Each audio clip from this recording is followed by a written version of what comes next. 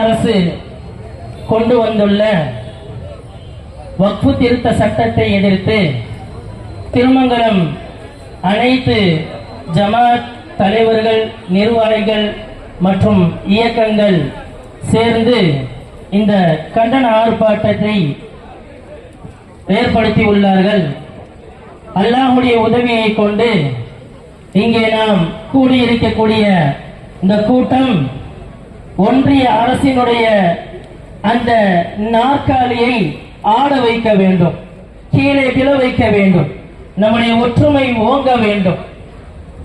தொடர்ந்து இந்த ஒன்றிய அரசு முஸ்லிம்களின் அந்த சமுதாயத்தை வஞ்சிக்கக்கூடிய வண்ணம் அவர்களுக்கு எதிராக அந்த சமுதாயத்தை ஒடுக்க வேண்டும், அவர்களை இல்லாமல் ஆக்க வேண்டும் என்ற நோக்கத்தோடு ஒவ்வொரு காலத்திலும் குறிப்பாக இஸ்லாமினுடைய ஷரியத் சட்டமான தலாக் இது போன்ற விஷயங்களில் ஒவ்வொன்றாக கை வைத்து இன்று வக்ஃபுடைய சட்டத்தில் வந்து நிற்கிறார்கள்.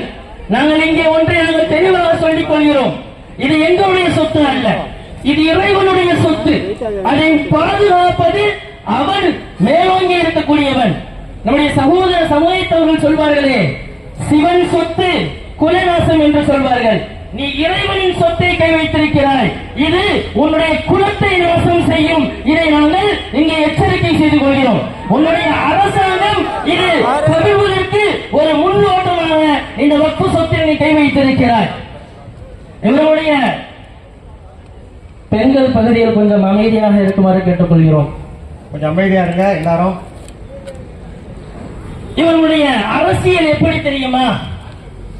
நீதியாக இருந்தால் அதை புதைக்க வேண்டும், ஒற்றுமையை கொலைக்க வேண்டும், முஸ்லிமாக இருந்தால் விரட்ட வேண்டும், இந்துவாக இருந்தால் மிரட்ட வேண்டும். இந்துதான் நம்முடைய தொப்புள் கொடி உறவுகள். இந்துத்துவா வேற, இந்து வேற. இந்துவாக இருந்தால் அவர்களை மிரட்ட வேண்டும், பணமாக இருந்தால் பறிக்க வேண்டும், இப்படி சூவாக இருந்தால் நக்க வேண்டும். இதுதான் இவருடைய அரசியலுடைய இந்த ஒரு சாசனம் அவர்கள் ஏற்படுத்தி இருக்கிறார்கள். நம்முடைய வக்ஃபு சட்டம் திருத்தம் என்று